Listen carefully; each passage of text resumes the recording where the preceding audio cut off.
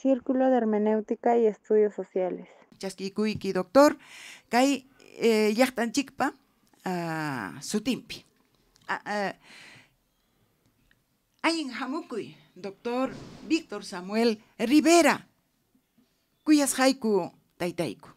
Rimakuykuyaiki. Buenos días. Buenos días, señora Felicita Pozo. Gracias por su invitación. Tengo la esperanza de que todo lo que diga luego se podrá traducir a nuestros idiomas ancestrales.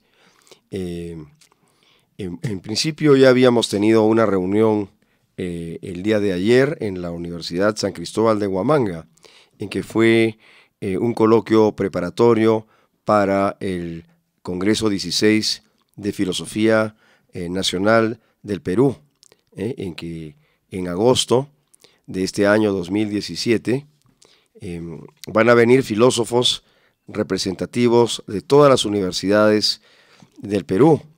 Van a venir conferencistas de San Marcos, de la Universidad Católica, de la Universidad Ruiz de Montoya. Yo voy a venir para representar a la Universidad Federico Villarreal. Van a venir profesores de las universidades de Arequipa, ¿no? de Iquitos, de La Cantuta, de Trujillo, del Cusco, etcétera, ¿no? Se van a congregar acá. Es una propaganda que estoy colocando. Ima, allí mi doctor.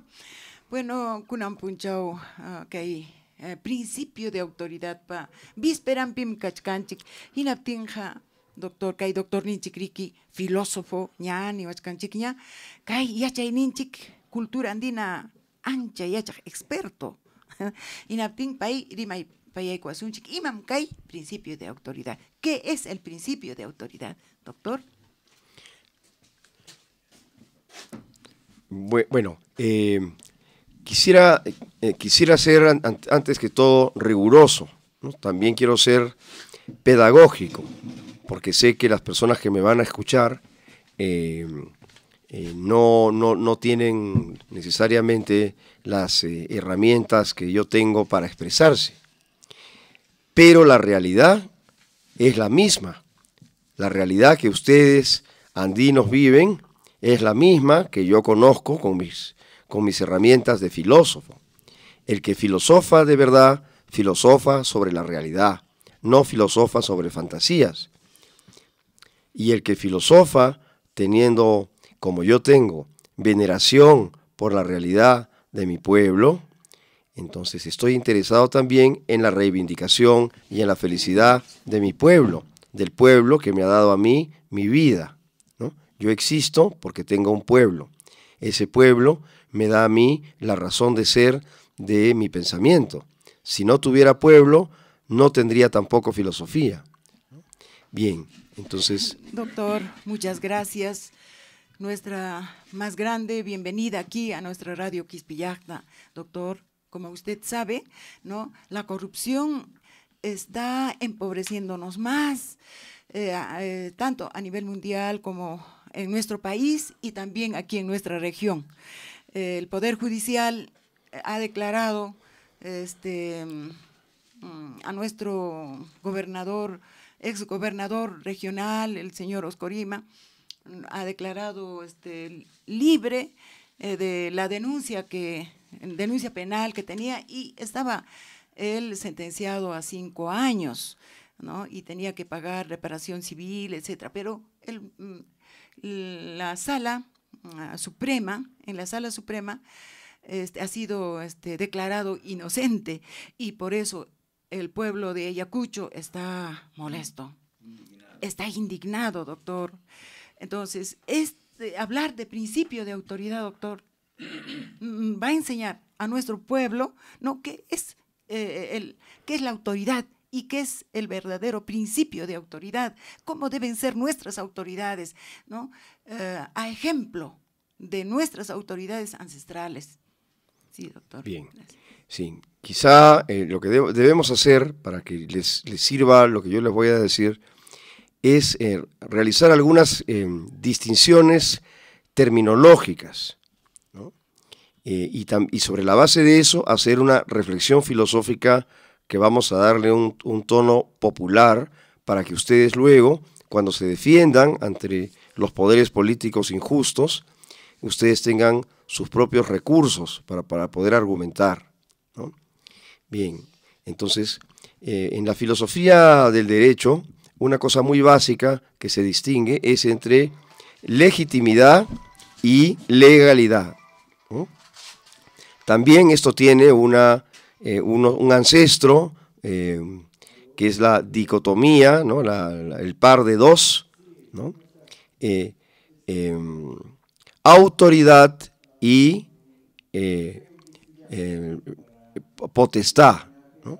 La autoridad es voy a definirla de una manera al paso, o sea, la voy a definir para uso de los oyentes, ¿no? No es una definición 100% técnica, académica, porque entiendo que no me están invitando para que haga eso, sino para que colabore en que se dé forma a la conciencia de resistencia del pueblo ante regímenes que ocasionan injusticia, pobreza, corrupción, ¿no? Que permiten que los pillos, que los sinvergüenzas, se aprovechen de un sistema, ¿no? Bajo el manto de la legalidad, que con el pretexto de la ley, con el pretexto de que no existe modo de censurar o de castigar al corrupto, entonces el corrupto sigue siendo activo, o bien es reemplazado por otro corrupto peor, ¿no?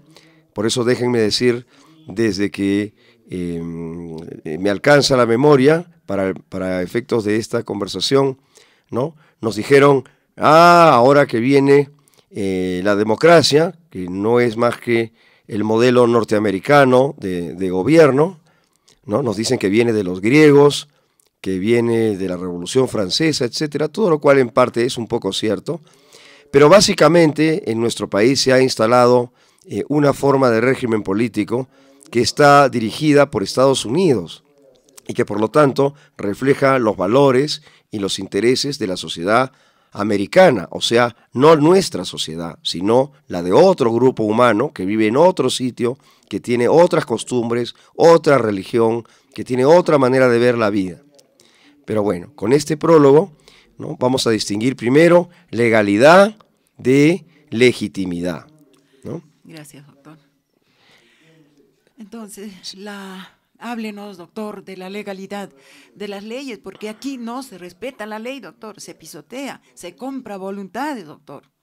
Sí, mire, lo que ocurre es lo siguiente, que decimos de un régimen que es legítimo cuando este régimen se conforma con la justicia, ¿no?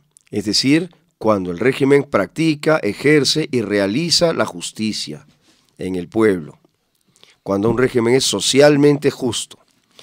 Pero muchos piensan que un régimen es legítimo si obra de acuerdo con el sistema legal. O sea, siempre que se cumple la ley, sostienen algunos, siempre que se han respetado las formas democráticas, las formas del régimen político democrático liberal, entonces el gobierno, el régimen es justo. Pero ustedes que me escuchan saben que eso es falso, que muchas veces se cumplen las normas del régimen democrático liberal y sin embargo el gobierno es injusto. Entonces la ley, la legalidad, no es garantía de legitimidad, porque si lo fuera, siempre que el régimen fuera democrático, electo por elecciones, ¿no es cierto?, siempre que los gobernantes hubieran participado de un proceso, de un concurso de elecciones, y usted hubiera votado por algún candidato y alguien hubiera ganado, el gobierno siempre sería justo. Pero nuestra experiencia, sobre todo en los últimos 10 o 15 años, es que hemos elegido sucesivamente por la vía de la legalidad a gobiernos profundamente injustos, vendidos a potencias extranjeras, ¿no?, que se han coludido con empresas internacionales para hacer gastos inútiles con el dinero de nuestro trabajo. Primero hemos tenido de gobernante a una persona que desde que lo elegimos sabíamos que era un vicioso de la cocaína, ¿no?, un borracho, un alcohólico, una persona inmoral que no quería reconocer a su hija. No sabíamos que era además un sinvergüenza y que se iba a coludir con poderes externos. pero sabíamos que era malo y lo elegimos.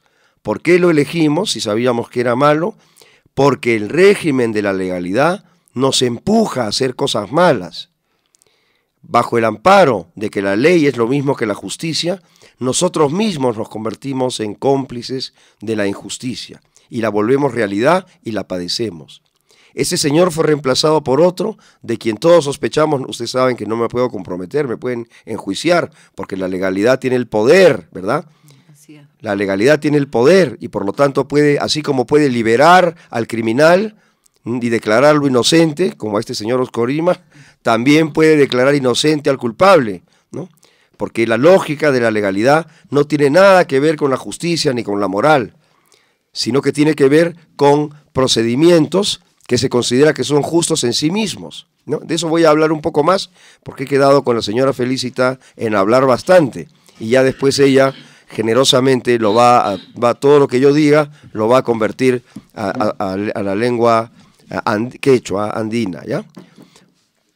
Luego de eso elegimos en sustitución a un señor de quien todos sospechamos que es un ladrón, ¿no? Y ya no diré más porque no quiero exagerar. Y después de eso vino el otro, que era un asesino, ¿no es cierto?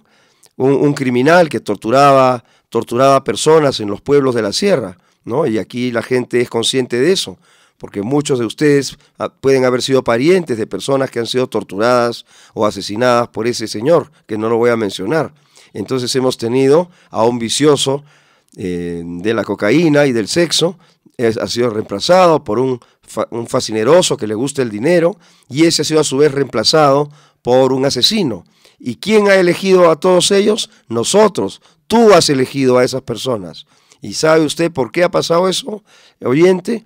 Porque el sistema que nos gobierna, el régimen político, democrático, liberal, no nos da muchas veces la oportunidad de tener un gobierno justo, sino que nos empuja a tener un gobierno injusto con el argumento de que la legalidad justifica la injusticia. Ahora, ustedes pensarán que es solamente la forma del régimen político la que está mal, pero que podría haber gente buena. Sin embargo, desde el punto de vista social, el régimen legal mantiene un cuerpo social de gente que trabaja para que la legalidad sea eficiente, porque la legalidad no solamente puede ser un montón de papeles que están ahí, que nos obligan a cumplir contratos injustos con transnacionales millonarias, o que nos obligan a mantener autoridades corruptas a quienes no podemos desalojar. Hay además un cuerpo social de colaboradores sociales que se benefician económicamente de este aporte a la legalidad. Yo les voy a ser muy claro en esto, ¿no? ¿Quiénes son estos colaboradores? Es todo un sector de las clases medias que particularmente viven en Lima, ¿no? Y que utilizan organizaciones no gubernamentales, ONG, utilizan dinero de aporte internacional que viene de potencias europeas y de Estados Unidos para imponernos la forma de pensar de ellos. Los Estados Unidos o las corporaciones de millonarios americanos fomentan los valores de la cultura de ellos, que es una cultura además decadente, podrida, de gente que se suicida, que se muere con sobredosis de drogas, que practica aberraciones de todo tipo a nivel personal, sexual, que no promueven la familia, sino que promueven el individualismo y el egoísmo. Sociedades llenas de violencia, de terrorismo, ¿no es cierto?, de desorganización. Y sin embargo, esas sociedades decadentes sostienen con su dinero enorme, porque son sociedades basadas en el capital, son basadas en el poder omnímodo de los ricos, de unos ricos transnacionales que operan en todo el planeta, imponiendo el régimen democrático liberal. Y por eso es que ellos, con ese dinero del capital inmenso que sacan, que usufructúan de la riqueza de este régimen político, con ese dinero también mantienen a una clase media operativa, que les es sierva, que les es sirviente, que es obediente. Un día quieren ellos matrimonio entre hombre y animal, y automáticamente todas las ONGs, o no todas, ¿no?, pero sin duda muchas, van a recibir dinero para luego convertir eso en agenda del Estado, para que luego, cuando venga un presidente, que puede ser PPK, puede ser otro presidente, nos quiera obligar en el colegio a aprender esas aberraciones. Por supuesto, eso todavía no ha llegado, pero ya llegará, ¿no es cierto? Han llegado otras cosas, que en lugar de servir para unir, para mantener los valores de nuestra cultura ancestral, de nuestra cultura peruana, andino, quechua o costeña, sirven para destruir nuestro pueblo. ¿Por qué estas corporaciones de millonarios, ¿no?, o por qué estos países ricos fomentan que nuestro sistema democrático liberal sea corrupto? Porque así es más fácil dominar nuestros pueblos. Mientras más sometidos estamos a sus aberraciones y a sus porquerías, más fácil es para ellos sustraernos dinero. Nosotros somos un pueblo de gente que tiene necesidades. Estoy acá en Huamanga, ¿no?, y hay dificultades con los servicios básicos. La gente vive en unas condiciones que en Lima se considerarían de alta pobreza, ¿no? Solamente que como aquí es común, las personas no lo perciben. Pero yo que vengo de Lima, yo sí me doy cuenta, ¿no?, que el nivel de pobreza media, yo no necesito ser economista para ver que la gente aquí tiene unas condiciones de vida injustas, ¿no? Pero ¿cómo manipulo, cómo hago obediente a mí a la gente que sufre este sistema? Engañándola sistemáticamente a través del sistema educativo, engañándola con formación universitaria orientada a intereses que no son los de nuestro Perú, que no son los de los Andes, que no son los de ustedes que me escuchan, sino que son los intereses de esos millonarios que subvencionan a su vez a esta clase media costeña y posiblemente limeña, ¿no?, que viven en la opulencia, que tienen casas de lujo en la playa, en Máncora, en una playa llamada Asia, donde todo es despilfarro, drogas, ¿no?, y borrachera. Estas personas reciben cantidades enormes de dinero de lo que ellos llaman la ayuda internacional, pero esa ayuda internacional a usted no le llega, andino, le llega al blanco que vive en la costa. ¿Para qué? Para que ese blanco pueda tener sexo, para que ese blanco pueda tener tragos, para que pueda consumirse sus drogas. Para eso es. Entonces, ¿cómo es posible que funcione un sistema tan injusto? Eso es así porque la agenda básica de estas personas, la primera, lo más importante, es hacer que usted crea que lo que ellos llaman justicia es también justicia para usted. Por eso es que le explican cosas terribles.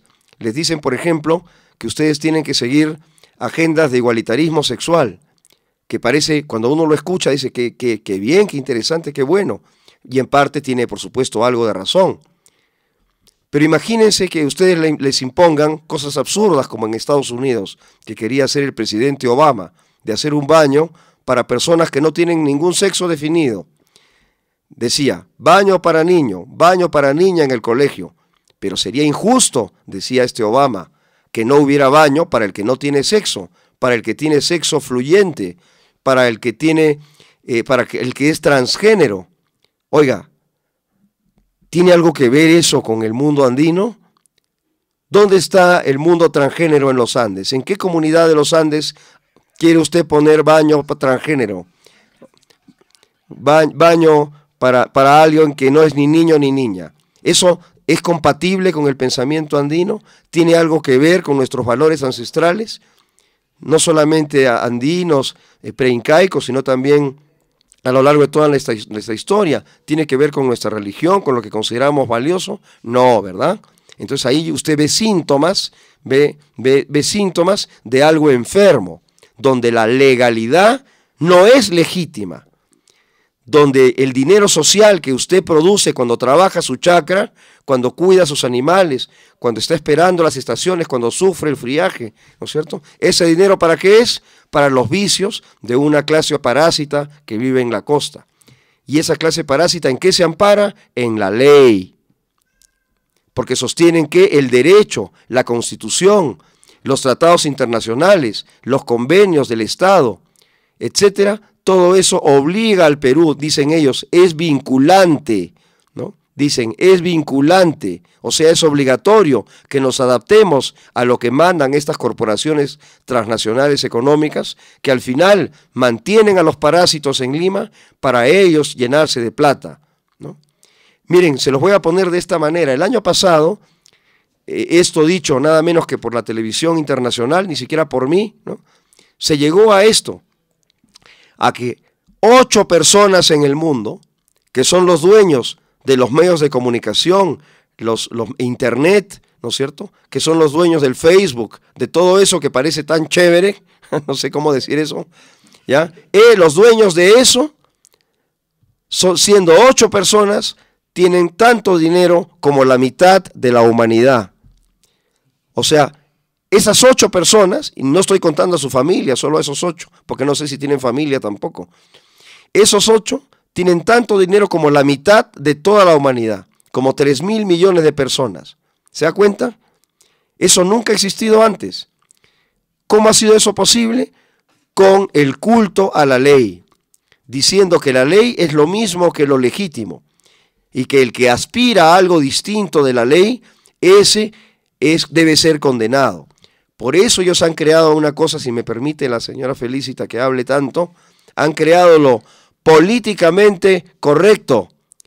O sea que si yo me opongo a lo que esas corporaciones norteamericanas o europeas mandan, si yo me opongo a este mundo legal que enriquece a un grupo minoritario de gente blanca de Lima, que es la que vive de esa plata, entonces soy incorrecto. Y yo puedo, incluso en este mismo instante hay gente en el gobierno que quiere poner una ley para que los que estamos contra esa legalidad injusta seamos metidos a la cárcel. Bueno, aquí interrumpo un ratito para que la señora Felicita me pueda preguntar. Sí, doctor. Bueno, en nombre de esta población ayacuchana, de esta provincia de Huamanga, que sufre todo lo que usted ha dicho, se ve aquí, se realiza, ¿no?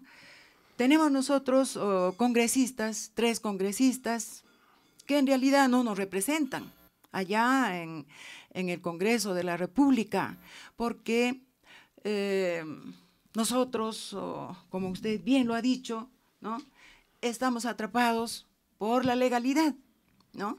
Entonces, esos congresistas también que nos representan están cumpliendo esa ley. Claro, algunos están presentando algunos proyectos. Por ejemplo, tenemos una congresista que es de aquí, de una provincia de acá, ayacuchana, y está presentando proyectos más o menos beneficiosos a nuestras comunidades campesinas, quechohablantes, ¿no? Entonces, bueno, cierto es, doctor, que este sector medio de Lima especialmente, y los que aquí vivimos también, ¿no?, nos aferramos a la ley sin analizar, ¿no?, que en realidad pues nos está manteniendo en la pobreza, como dicen ellos, ¿no? Ellos nos dicen son pobres, son ignorantes, son, ¿no?, ignorantes. Pues bueno, entonces, ni somos ignorantes, ni somos pobres, como usted bien decía, ¿no? Ayer estamos sentados, como Raimundo también lo dijo, sobre un valioso tesoro, ¿no? Entonces, y conocimientos no nos faltan para vivir bien.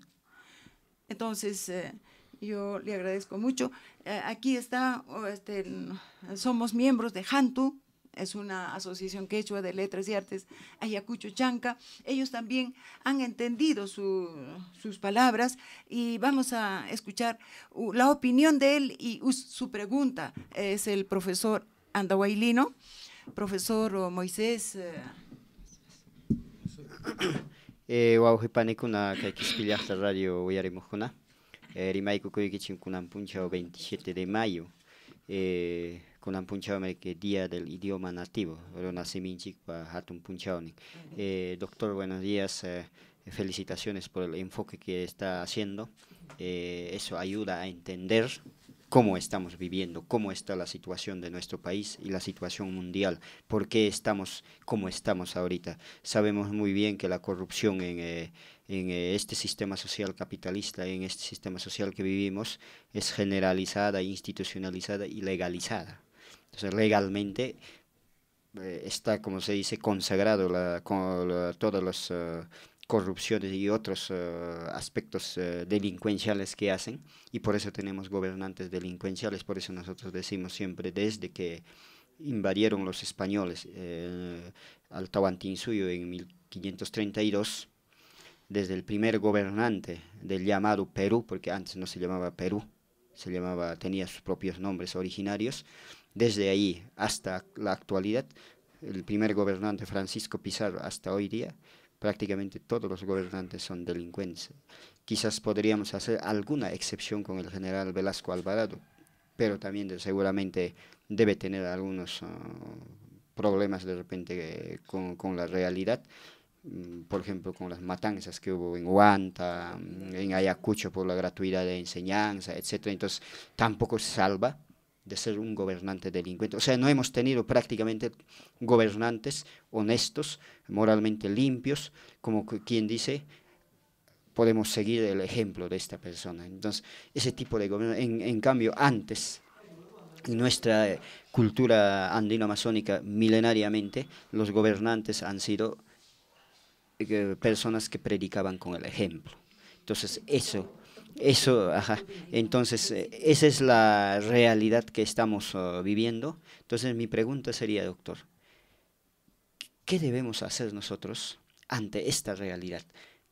¿Cuál es su parecer, su mensaje, su opinión, para que nosotros podamos también entender, ¿cómo se llama?, enfrentar esto con mejores posibilidades, para poder no solamente fortalecer nuestra identidad, sino construir una mejor sociedad? Porque a eso vayamos, a construir una mejor sociedad. Mientras no construyamos una mejor sociedad, siempre nos van a estar pasando estas situaciones. Sí, está bien, mire, le agradezco mucho además su generosidad, su paciencia, ¿no? Porque creo que hablo más de la cuenta. Pero sí, bueno, les había hablado de la legalidad, ¿no? Pero no les he hablado de la legitimidad, ¿no? Las leyes en sí mismas no tienen nada de malo, ¿no? Todos los regímenes políticos tienen leyes. Pero un filósofo muy famoso que quiero mencionar, posiblemente con la idea de darles también mayor cultura política, ¿no? Que eso le falta mucho al pueblo. El pueblo no tiene cultura política, o tiene una cultura política equivocada. Y por eso es que también, cuando quiere llevar a la práctica su reivindicación, su lucha popular, muchas veces fracasa o termina siendo la víctima, ¿no?, de la legalidad, es decir, termina subsumiéndose en el mismo sistema que lo oprime, ¿no? Mire, ¿qué cosa es legitimidad? Curiosamente, legitimidad y legalidad tienen la misma etimología, es decir, vienen del latín lex legis, que viene ley, ¿no es cierto? De lex y de legis sale legalidad y legitimidad. Las dos palabras salen del mismo origen. ¿Por qué? Porque en un régimen político las dos cosas debían estar asociadas. Es decir, la legalidad debería estar al servicio de la legitimidad. Y es una particularidad del régimen democrático, liberal, capitalista, ¿no?, a que ahora se llama, incluso lo están llamando las democracias liberales avanzadas, dicen, ¿no? O sea, que son tan buenas, son tan perfectas, que son recontravanzadas, y según lo que sostienen los teóricos de las ONGs, los teóricos que trabajan para la ayuda internacional, los que trabajan incluso para instituciones que supuestamente son venerables, como la ONU, la OEA, etcétera, ¿no?, terminan dándonos lo que se llama una agenda, ¿no? Nos dan una agenda de lo que supuestamente debería establecer la ley para que la ley fuese justa. ¿No les parece extraño que que ahora la agenda casi todo sea sexo? ¿No les parece extraño que quieren, todo lo único que les importa a ellos es el sexo? ¿No? Yo les voy a decir una cosa, ¿no? Es que en los países ricos, donde hay un nivel de distribución mejor de la riqueza, incluso ahí también hay pobreza, ¿ya? Pero de eso no quiero hablar ahorita. Donde el nivel de riqueza es mucho mayor, hay más tiempo para el ocio. Y como es un ocio regido por el consumo y el capital, no es un ocio productivo, porque en una sociedad tradicional, el ocio, ¿en qué se usa? Se usa en leer literatura, en ver obras de arte, en hacer prácticas de identidad, ¿no? Por ejemplo, bailes que pueden ser dedicados a la religión, a la Virgen o a la Semana Santa, o que pueden ser otras prácticas culturales relacionadas con los ciclos agrícolas, ¿no? Que tienen que ver con la cosecha, con la siembra, para celebrar a las autoridades, ¿no? Son prácticas culturales con las que uno llena su ocio. Pero en el ocio del capitalista, en el ocio del democrático liberal avanzado, lo que hay es el individuo solito, que quiere divertirse. ¿Se da cuenta la diferencia? Para ellos el ocio, ¿con qué se llena?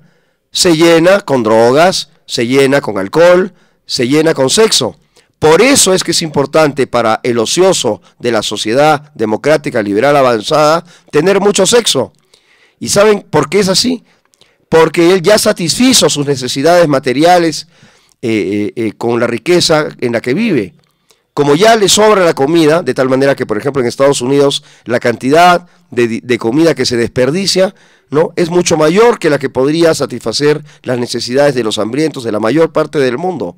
Mientras que en África la gente tiene hambre, en Estados Unidos la gente desperdicia la comida. ¿Sabían eso o no?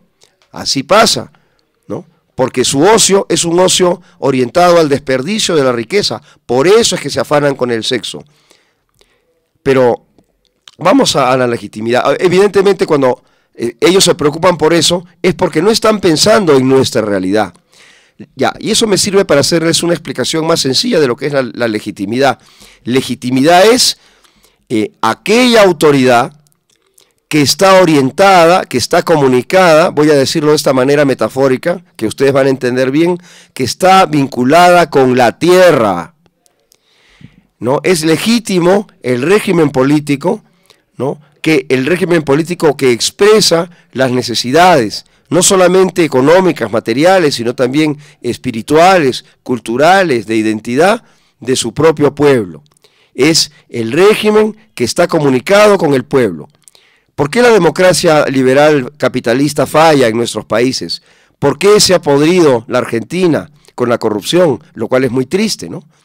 ¿Por qué hay corrupción en el Brasil, que ha tenido un gobierno socialista, que ha hecho muchas cosas buenas, pero a la misma vez ha generado uno de los episodios de corrupción más tristes y más lamentables de todo el mundo moderno? Que ni siquiera los regímenes anteriores, que uno los denuncia por fascistas, etcétera, han sido capaces de una corrupción tan espantosa como la del Brasil, que ha llevado consigo la corrupción de toda América Latina, ¿no? Que ha podrido por dentro los sistemas políticos, ¿ya? ¿Cómo es eso posible? Porque no hay conexión entre el régimen político y la tierra. No hay que entender la tierra solamente en un sentido ecológico, tienen que entenderla en un sentido místico. Yo podría utilizar los términos el pueblo, ¿no? Podría utilizar el término, otros términos, digamos, que ahora no me vienen a la mente, ¿no? Les dije la tierra porque eso es sensible para ustedes, ¿no? Porque el concepto tierra no es solamente la tierra física, ¿no? No es solamente la tierra física, sino es la tierra en la medida en que constituye un mundo para el ser humano, donde el ser humano encuentra el sentido de su vida. Bien, eso que nosotros creemos que es solo peruano, andino, en realidad es universal. Es un concepto universal que todos los pueblos tienen, todos los pueblos ancestrales. Los pueblos modernos no tienen eso. Los pueblos ancestrales sí. Tienen la idea de que sus autoridades representan lo más entrañable, por eso la entraña de la tierra, que es la percepción del hombre que ve el sentido de su vida en una profundidad que no puede explicar. Por eso es bonito utilizar metáforas como tierra, entraña, ¿no? Porque son conceptos que expresan realidades que el hombre solamente conoce en la práctica, ¿no? Por eso bien decía la señora Felicita más temprano, ¿no? El otro compañero, nosotros, aunque incluso el campesino que no ha ido nunca a la universidad, sí tiene conocimiento de la tierra. ¿Cómo tiene conocimiento de la tierra? Porque él la trabaja, él vive con ella, coexiste con ella en sus costumbres, en sus prácticas, en sus procesiones. Ahí él está conviviendo y está realizando el saber de la tierra. Por eso es que sabiamente nosotros, cuando hemos recibido el mensaje religioso del occidente, rápidamente hemos integrado, ¿no es cierto?, a Jesús, a su madre, a los santos, con la tierra. Porque en lugar de hacer como los occidentales, ¿no?, de verlos simplemente como símbolos de una cosa personal que a uno le gusta o no le gusta, nosotros hemos visto ahí formas simbólicas de relacionarnos con nosotros mismos, ¿no? Reconocer el simbolismo de la tierra, del trabajo, de la comunidad, lo hemos expresado con los símbolos estos del cristianismo, ¿no? Por eso es que, aunque es falso, cuando vemos a las vírgenes, creemos que tiene forma de cerro. La verdad es que las vírgenes españolas son igualitas. También, cuando yo he estado en España me sorprendí, porque todas las vírgenes son igualitas a las de nosotros, ¿no? Pues son las mismas vírgenes, pero las hemos trasplantado su significado para que expresen nuestra experiencia andina de la tierra. Por eso es que hay que ser también cuidadosos, cariñosos, ¿no? Porque con la Virgen, etcétera, porque eso también representa nuestra experiencia de la tierra. Pero me estoy yendo muy lejos, vamos a la legitimidad. La legitimidad es algo que el pueblo experimenta en su propia vida cotidiana, ¿no? La experimenta en sentido de respeto, consideración por el otro, por el vecino, por el comunero, ¿no? Incluso por el visitante, como a mí me tratan así con honor, eso es una experiencia de algo que uno no necesita ir a la universidad para saber. A eso que uno conoce sin necesidad de universidad, de doctorado, etcétera, eso se llama conocimiento ancestral. O sea que no hay que entender solamente lo ancestral, lo que viene de la época preincaica, incaica, etcétera, sino todo lo que hemos construido con nuestro trabajo, ¿no?, en nuestra vida cotidiana. Por eso, claro, no hay que tampoco pegarse mucho con esto, pero algunos elementos de la experiencia española se han integrado en nuestro sentido de la tierra también, y por eso lo vivimos todo como una totalidad, ¿no? Porque hay algunos movimientos indigenistas que separan una parte de la herencia española, es como decir, ya no me voy a poner pollera, dice la señora, porque la pollera es española. Sí, pues fue española antes, ¿no? Pero en España no usan pollera, en los Andes usamos pollera, las mujeres, ¿no? Yo no uso, ¿no? Usamos sombrero. ¿El sombrero de dónde viene? El sombrero no es de los incas, el sombrero es español. Incluso a veces es inglés, es francés, ustedes no lo saben, pero no importa. Cuando usted se viste, usted señora que me escucha, se pone su pollera, como es tan bonito ver en Bolivia, y se pone su sombrero español, usted está expresando un saber ancestral de sí misma, está expresando su relación, su identificación con su tierra, ¿no? No está imitando al español. Usted ya se olvidó del español hace rato. Usted lo que está expresando con su pollera es su propio ser. Cuando yo veo a la mujer ayacuchana con su traje típico, ¿no?, y la veo llevando a su niño, la veo vendiendo en la esquina, yo ya sé que una parte de los diseños de ese manto son de la época barroca española. Ya sé que las florcitas son pues españolas, pues ¿qué vamos a hacer? Pero ya han sido transformadas en saber ancestral. Por eso qué estúpido sería, ¿verdad?, cambiar eso por algo más antiguo que lo estaríamos inventando. Lo que tenemos que hacer es recuperar aquello en lo que se expresa el saber ancestral. Bueno, esa es la parte que, digamos, es más cultural de la legitimidad. Permítame que termine, ¿ya? Quiero acabar redondear bien esto. Esta ancestralidad también se expresa en la autoridad, ¿ya? Este pensamiento ancestral, que es un pensamiento no universitario, no teórico, ¿no? Por eso cuando vienen los teóricos a hablar de lo ancestral hay que tener cuidado, ¿ya? Lo ancestral se reconoce en la experiencia. Ustedes saben que hemos heredado autoridades ancestrales, autoridades que no son democráticas, liberales, capitalistas, autoridades que no las tenemos que inventar, sino las tenemos que reconocer. Lo ancestral se reconoce, lo ancestral no se teoriza, no se inventa, lo ancestral se reconoce. Cuando alguien es autoridad en la comunidad, porque lo ha recibido de su familia o porque lo ha recibido así de las disposiciones de la comunidad que pueden variar de región en región, ¿no? Eso es principio que tiene que ver con un poder, ¿verdad? Porque a la autoridad uno le da poder. Es un poder que no es legal, porque ese poder no está normalmente reconocido en la Constitución. Miren, hermanos de los Andes, cuando vino la República, ¿qué cosa hizo? Dijo, ahora español e indio es igual. ¿Y saben qué cosa se siguió de esa ley? Que a la mayor parte de los indios de la costa les quitaron su tierra. Las grandes comunidades de Sullana, de Piura, etcétera, les robaron sus terrenos. Los obligaron a vender por la fuerza y de ahí salieron las grandes haciendas de la costa. Con el argumento legal de que indio y español o indio y blanco eran iguales, vino el blanco que tenía conocimiento de la ley y le robó a usted, que es el indio, su tierra. Y eso donde no ha pasado ha sido porque la tierra no era muy valiosa, porque el dispositivo legal de la República que vino aquí a poner, que vinieron a poner aquí Bolívar, San Martín y después Gamarra y todos los gobiernos que siguieron en el siglo XIX, esos gobiernos eran gobiernos pensados desde un punto de vista, se los voy a decir así, francés, ¿no? Porque tenían la mentalidad europea de que la ley emancipa. No, señor, la experiencia histórica nos demuestra que la ley esclaviza al indio, esclaviza al andino.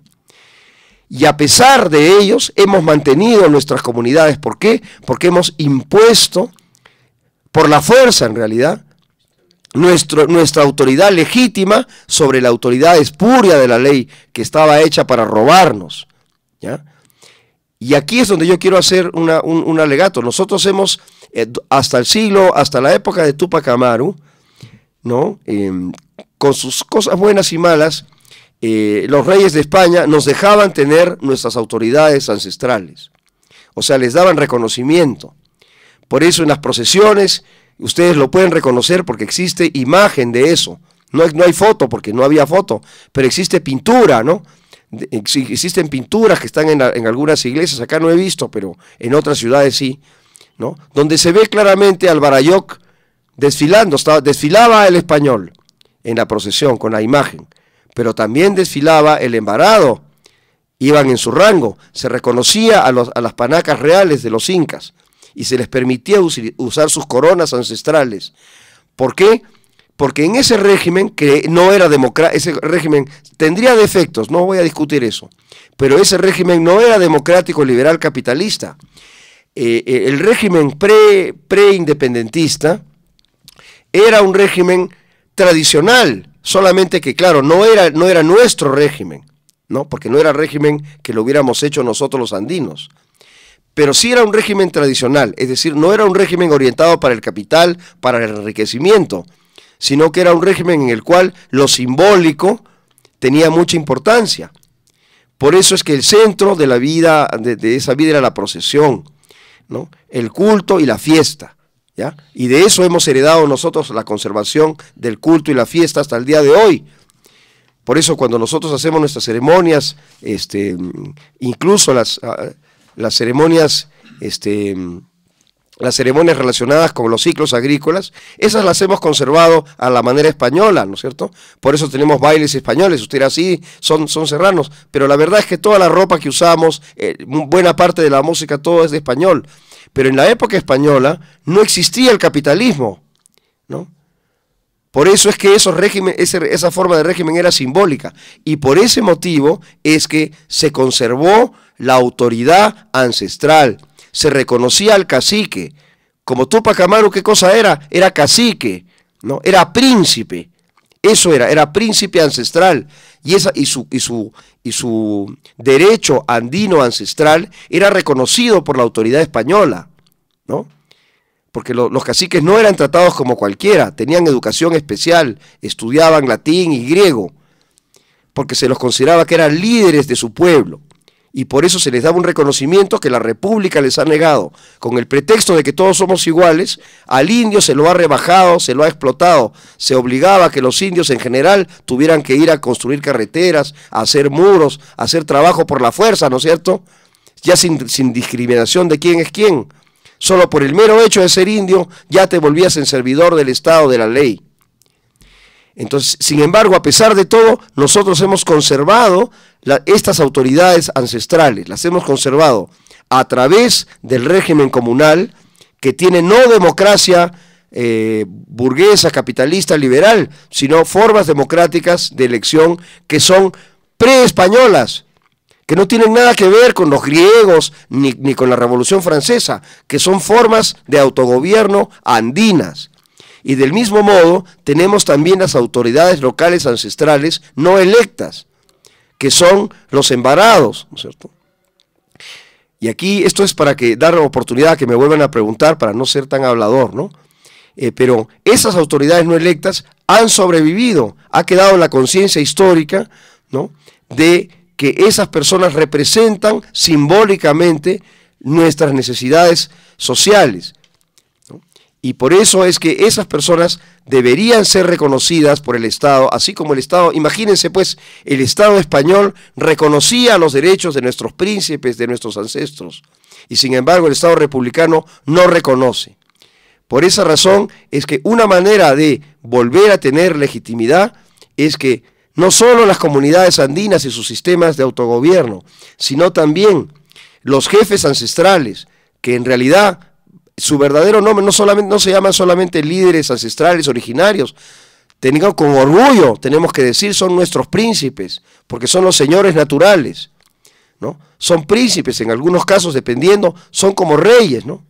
Y nosotros tenemos que reconocer eso como parte de nuestra agenda. Dirán, ¿y de qué nos sirve tener príncipes reconocidos? Yo les voy a decir, sirve para el control social de la corrupción, sirve para el control social de estas autoridades legales que se roban nuestro dinero, que se hacen festín de nuestros bienes, ¿ya?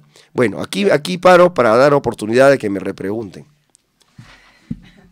Bueno, Teita Mamakuna, Ima Ayintam Kaitaita, filósofo, experto, yachaj uyarisqayki chiquina, porque ñuqanchik mana maruna semilla chukanchik español y demás tapas allintam entiendinchik hinaptinja entiendisqanchikman hinam kay doctor niwanchik, no niwachkanchik kay legitimidad imataq chay legítimo kay, no legítimo kayja niwachkanchikmi kay es un régimen político que debe estar al servicio de la legitimidad, anotaron Eriki, bueno, pero kikinchik manta pajarij ya, kikinchik manta pajarij, mana leykuna manta pajarijchu, kikinchik manta pajarij niwanchik kaypi, doctor Ninchik.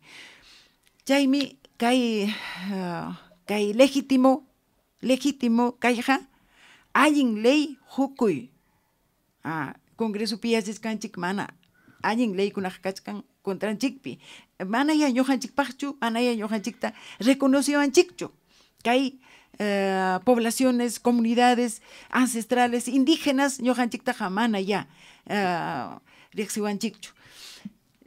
Bueno, hinaspan niwanchiktaq kay doctor, kay llamkaykuna kaptin, bueno, kachun chay samakuy, ocio, kachun, nispa hinaptin chay ocio ta ñuqanchik kay ancestral vidanchikpi, kay ñuqanchik culturanchikpi, no manam kanchu ociosidadja, manam kanchu samakuyja, no chakranchik llamkana kachkan, animalchikkuna cuidana kachkan, imapas puramente ruanam kachkan, manam chay kanchu. Ichaja, chay kaptinja niwanchikmi kay doctor ninchik, no chay tiempuchata, chay tiempuchapi leekunanchik, estudiakunanchik, yachananchik, riqsinanchik, kay tanto ñuqanchikpa yachayninchikkunata y kay republicano tiempopi kachkanchik riki, paykunapa leyninkunata riqsinanchik hinaspa riki, kay imaynam rakinchik kay sarapa jarankunata saramanta rakinchik chayna riki rakina hinaspa niwachkanchik kaypi kay doctor ninchik kay chaqwa corrupción puramente wak Brasil llaqtapi tukuy kay América abyayala llaqtanchikpi hinallataq kay Perú llaqtanchikpipas llumpa chay chaqwa corrupción imanasqataqsi chay chaqwa corrupción man wichinku kay runa masinchikuna kay Pachamamanchikta junjaruspa wischuruspa kuchukunaman hinaruspa ari cierto Pachamamanchik campesino runaja chacarero runapaja manam riki kanchu chay chaqwa corrupción manam chay suanakuy chay llaqtapa awqan kay manam kanchu no imanasqa ñuqanchikqa campesino runakunaqa yachanchik riki chay tarpukuyninchikman chay llamkaykuna uywasqanchik y ñuqanchik uywananchiktaq kuyakuywan allpanchikta kuyana yakunchikta no hinaptinqa niwanchiktaqmi kay doctor kay autoridadkuna bueno kay legitimidad rimachay kuchunraq masta kay amawtanchik Osorio Víctor Osorio ya no ya ya bueno hinaptinqa doctor concluya usted su valiosa disertación que nosotros lo vamos a traducir. Lo vamos a traducir con paciencia y bien hecho porque nosotros no somos expertos tampoco, doctor, pero somos amantes de nuestra cultura. Doctor, un mensaje, un resumen de su exposición. Bien, para terminar, ahora quiero decirles esto. La legitimidad se ha ido imponiendo sola. Por ejemplo, salvando a la comunidad indígena que ha sido innumerables veces intentada destruir por la ley. La legitimidad es un poder anterior a la ley y que en un sistema justo debería ser la razón de ser de la ley. Nosotros vivimos en un régimen donde ley y legitimidad están separados. Ese régimen es régimen democrático, capitalista, liberal. Una forma de control es reivindicar nuestras autoridades ancestrales, comunales y personales, darles otra vez a nuestros príncipes, o sea, a los embarados, la capacidad y el derecho a través del Estado de recibir educación, recibir reconocimiento para que hagan control moral sobre la República. República debe cambiar, debe transformarse. Una forma es estableciendo este poder moral de los líderes ancestrales. Esto ya se practica en otras partes, se practica en Indonesia, donde se ha reconocido a los antiguos sultanes y príncipes para que regulen el poder y regulen las ceremonias públicas, religiosas y civiles. Se hace en África, se hace en Uganda, se hace en Nigeria, se hace en Togo y en varios otros lugares. Se ha restablecido a los reyes su honor, su reconocimiento. Ese es el inicio de la resistencia para generar un sistema político justo en los Andes. Muchas gracias. Causachun ya kay chihap, principio de autoridad. Chihap, autoridad ninchikuna, causachun ya, y causachun kay expertun chikuna, yachakuna, ñojanchikmanta, estudiaykus pariki, watu kay kamuanchik. Gracias a Mauta, Jorge Oré, Amauta Moisés Buleje, Osorio, gracias, Anchatam agradecikuikichik tayta mamakuna, kay hamuq sábado pichiki uyarikuch kasunchik completo chata, doctor nichik parima payaykuasanchikta. Hukpun chawkama doctor, Dios bendicikusunki, patrón de Ayacucho, tayta Jesús Nazareno, mamacha dolorosa. Gracias. Pay, Gracias a usted también. doctor. Círculo de Hermenéutica y Estudios Sociales.